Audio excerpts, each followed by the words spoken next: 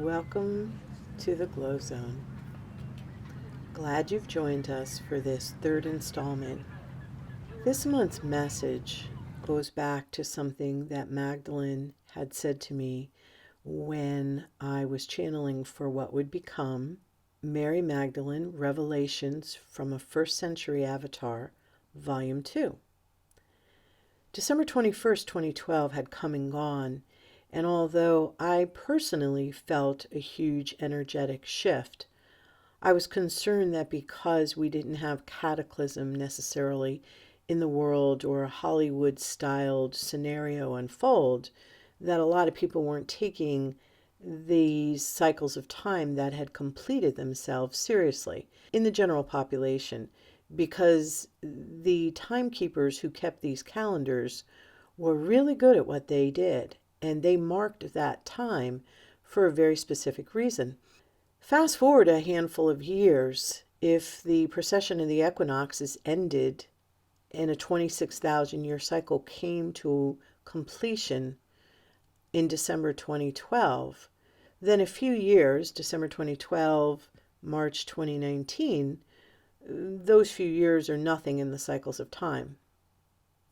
So we're going to go deeper into what Magdalene said and my interpretation related to March 2019. But first, we're going to have a little bit of shamanic drumming just to get us present and in the mood and ready to go.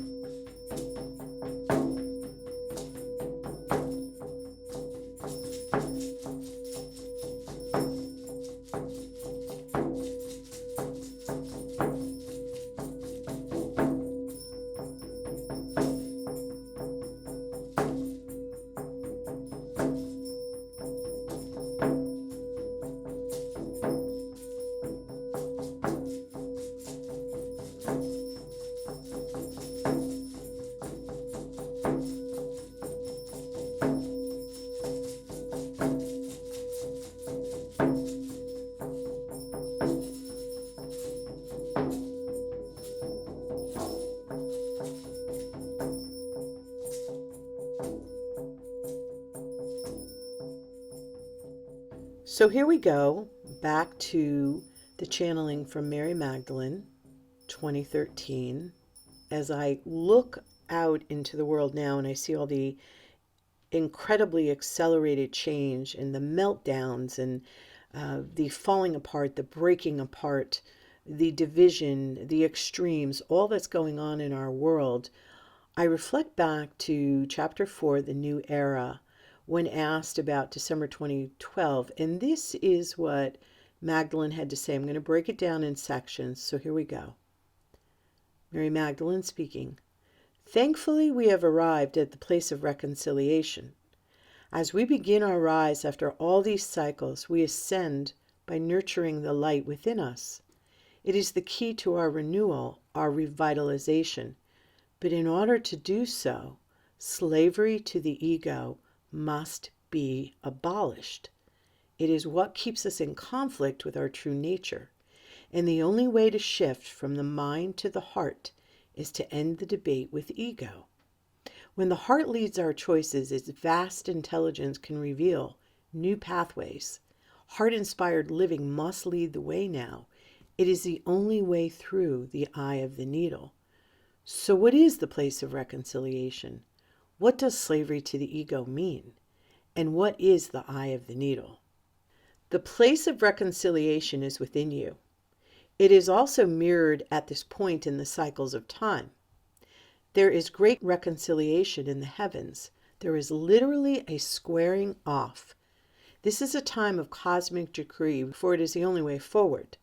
You cannot sustain the energies entering into your atmosphere until you recalibrate your entire nervous system. Let me repeat that. You cannot sustain the energies entering into your atmosphere unless you recalibrate your entire nervous system.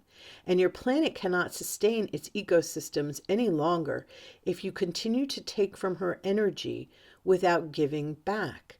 This can no longer occur without harsh repercussions. You have reached the tipping point in the history of civilization on Earth. You must reconcile this truth with your way of life. Your younger people are finding solutions, but they need your voices to cleanse the corruption in your world. They are ready to apply their wonderful and creative solutions to restore the environment. They are much more in contact with the crystalline core of the planet. It mirrors their internal structure more fully. As a result, they are receiving intuitive guidance from the Great Mother herself on how to heal her physical body. But they need your leadership. Continue to clear away the corruption and resistance so they can apply their solutions and heal the earth body. This is where the understanding of peaceful contact with energies beyond your present understanding can come into play. You are being told of the living beings in many different dimensions for a reason. You are being prepared because it is necessary to engage the help of the benevolent beings. You are also being reminded of the ancient ones. They are here to help you at this time of great change. Engage their help. They will come. Nothing you do on the outer level can be sustained until you embrace genuine change on the inner level. That is why Yeshua always said the light was within, for within us vibrates the blueprint of creation. Within that blueprint are master codes given to us by the Creator. But in order to access this intelligence, you must let go of the ego mind. You must realize its restrictive hold on your life, for when you do, you have the choice to break free from those restrictions. So that was the place of reconciliation in Chapter 4, The New Era. The thing that struck me the most in rereading this all these years later is, number one, how spot on it is. It's like, wow, when this material was coming through, we weren't quite at the place where we're at now. And oh my God, does this resonate? This literal squaring off in the heavens that they talk about informs me that it's not just planet Earth, it's multidimensional, it's in the cosmos, it's everywhere that this is happening.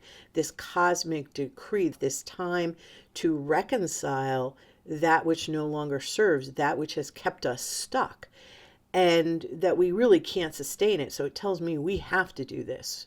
We really have to get this right.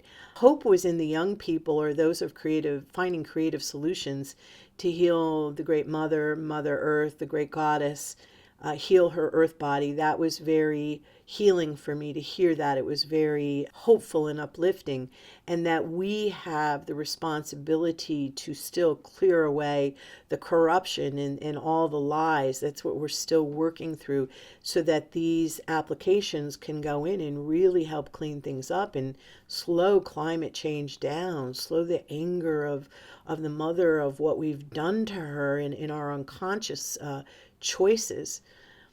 At the end of this section, something that really jumped out at me was how Magdalene says that Yeshua always said the light was within, but he refers to that in relation to a blueprint of creation. And that in this blueprint, this harmonious blueprint of creation, we have these master codes in our DNA. That's the way I see it. But in order to access this intelligence, these super abilities, the way forward is to remove the obstacle of the ego mind. And yet everything, and we'll just speak American society at this time, everything seems to be geared towards snaring people into the ego mind. All the outer, all the physical appearance, all the, you got to do this and you've got to do that to make yourself better, money, injections, surgeries, everything to make the outer appearance perfect and harmonious. And yet the inside self, where that creative blueprint has all the master codes to do everything we needed to do, that isn't really being talked about as much. It's not pervasive in our culture. We're just getting bombarded by information that says, look outside of yourself, look outside of yourself. When Magdalene is saying that Yeshua said, hey, it's all within and it triggers the blueprint of creation. And when we access that, we access super ability. That to me is exciting. But the difficult part of that I see right now is letting go of the ego mind, of all that mental movie that is playing and raging in everyone's heads at this time. Next section in this chapter is entitled Slavery to the Ego. Slavery has such history and significance in your homeland of America. You fought a civil war so that all people could be free. And it had to start with their physical freedom, to be freed from the chains that bound them. Yet even to this day, there are chains that tie certain people to this moment in time. I am not in judgment of their choice. I only wish to illustrate the mind's ability to attach to an event in time that keeps them in chains long after the event has passed. Slavery to the ego means bondage to fear, to others' approval of you, to oppression, to scarcity, to anger, shame, and more. These thoughts and emotions keep you stuck in a mindset that does not allow for you to discover the intelligence and love that the Creator designed within you. There is, and has always been, a moment of trepidation before entering a more dense reality. Many of you reading this prefer the lighter energies of non-physical form. Yeshua and I understand this feeling. Mastering physical form is filled with surprises. And what makes this stage of mastery so tricky is that the ego mind, certainly in the last several thousand years, has been fooled by those who came to your planet to harvest one thing: blood energy. They are like vampires. Let me repeat that. And what makes this stage of mastery so tricky is that the ego mind, certainly in the last several thousand years, has been fooled by those who came to your planet to harvest one thing: blood energy. Blood is the fluid of life. It is the life force that can circulate the codes of stellar light within our bodies. It can absorb powerful energies of healing and vitality from just below the surface of the earth. It regulates body temperature, distributes nutrients, and transports hormones. Blood carries a complex array of messages throughout the body that keeps it alive and well. It is highly intelligent. At different points, different things happen to your blood. This is part of the alchemical process. When it is pulsating certain sequences of light, your body can expand its perceptive abilities. This is the key to unlocking your fullest potential. Abolish slavery to the ego mind. Now, I don't know if you just caught that, but I channeled this material and I do not remember this part where Magdalene said that what makes the stage of mastery so tricky is that the ego mind has been fooled by those who came to your planet to harvest one thing: blood energy. I do not remember that at all, but I have to tell you, with recent material that I'm reading and watching on the Vatican and the blood rituals and the murders and the trafficking of young children, was to take that life force energy and perhaps the hormones and enzymes and whatever else that might create or sustain either eternal life or sustain youthfulness. That really blows my mind that we were fooled by those who came to this planet to harvest blood energy. It would explain so many things with all this child trafficking and sex trafficking and all the taking of sexual energy and the feminine and prostitution and bondage and, oh God, and worse, ritual murder and what flows through the blood. I mean, Magdalene talks about the richness of the blood and the hormones and all the intelligent things it does in the human body. And it has so much much life force and intelligence in it that those who have come here and those who hide behind the walls of the Vatican are using the blood energy of their sacrificial lambs to support their longevity on planet Earth. I mean, it makes me want to puke, to be honest with you, the whole thing. And they're not the only ones. We know this is going on in Hollywood. We know this goes on in certain levels of political circles. It's a really sick and twisted practice, and it's got to stop in this cycle of time. It has to be over. The blood. They want the blood, and they keep us fooled. They create all these diversions for the ego mind so that we are clueless to this fact. Well, we're becoming more aware of it, thank God, but how we've been programmed and how we've been duped and how many people have died at the hands of these sick, dark, ritualistic practices. I know it's coming to light, but it is still really hard to handle. Really, really is. That was a tough, tough section. Now we get to the eye of the needle. Many people misinterpreted the prophetic date of December 21st, 2012. It was not intended to be the end of the world. It was the end of many cycles of time. Scores of people know this, but many more do not understand the door that was closed and the doorway that opened at this time. As you stand at the threshold of a momentous awakening on your planet, you stand before a narrow doorway. It symbolizes a significant point in time, a time when your cellular structure can evolve into an expanded state of being. Some of you call it Christ consciousness. That is why before this date, so many of you traveled back to the past to review your history, my history, the story of Yeshua, and so many more timelines that resonated within the world's soul. You had to study the drama, feel the trauma, and find the pieces of your missing legacy. That brings you to where you may find yourself now, at the eye of the needle. Most people became fragmented by their reincarnated aspects because they were constantly adding charge to the ego mind, adding charge to polarity thinking. These scenarios of good, bad, and right, wrong became your mantra of experience. Rarely did you seek the middle ground for answers. Each life held the promise of completing more karmic lessons, for they were piled high through the millennia. But in the new age, different outcomes are now available. The eye of the needle stands before you. In this narrow space, you cannot fit a fragmented past through it. You cannot be controlled by your future self. Your awareness must be fully present in order to fit through the eye. The eye of the needle is a small space that requires focus to thread it.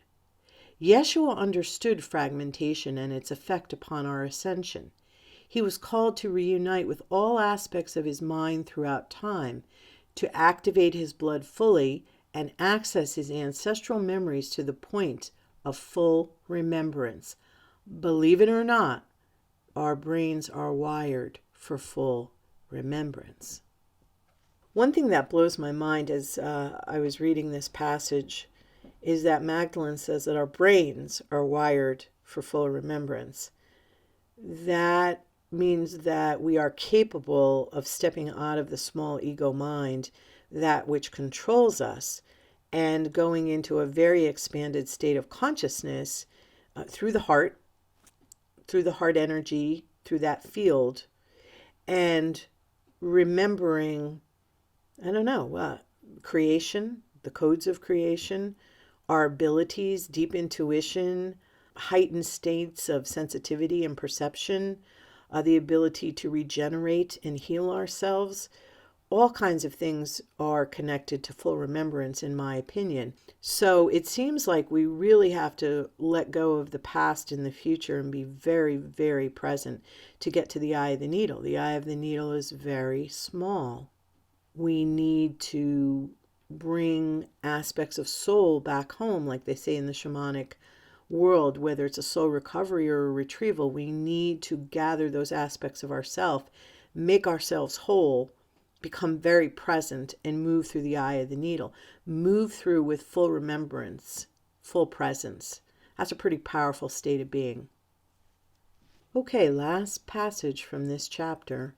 The only doorway that opens into this bedazzling new world is the one that is opening to the present moment.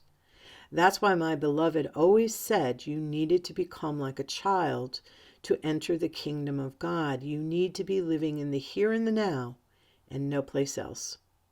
This kingdom is before you, although I do not like that word. It only signifies the masculine, and to move through the eye of the needle, your male and female energies must be in balance.